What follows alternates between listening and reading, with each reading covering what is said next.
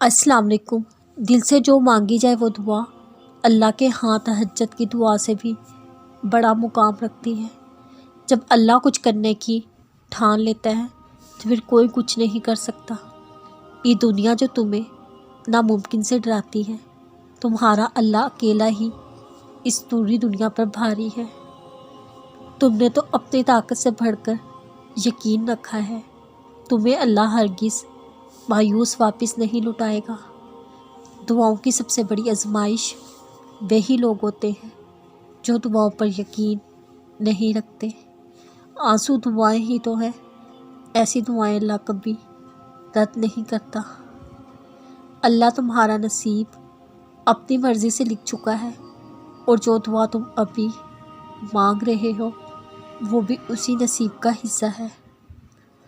کیا پتہ اللہ تمہاری دعائیں اس ٹوٹے ہوئے انجان دل کے صدقے قبول کر لے جسے روتے ہوئے تم نے ہنسایا تھا۔ دعائیں کتنی ہی بے ترتیب کیوں نہ ہو، لیکن چیزوں کو اپنی جگہ واپس لے آتی ہیں۔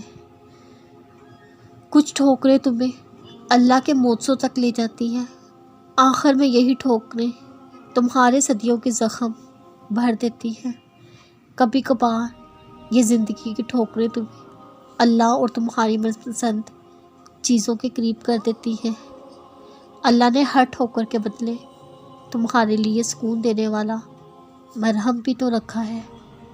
جو معاملے تم نے اللہ کے حوالے کیے ہیں ان کے بارے میں پریشان ہونا چھوڑ دو۔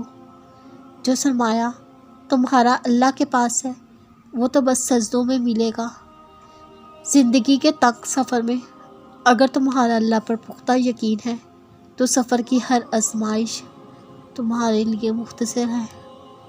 اور تم کیا جانو تمہارے یہ جوانی کے سجدے تمہیں اللہ کے کتنا قریب کر رہے ہیں۔ اللہ کی طرف سے ٹھوکریں اطمینان ہوتی ہے دل کا، اگر اللہ کی طرف سے اپنے بندے کے لیے جو کچھ ہے وہ سکون دہ ہی ہے۔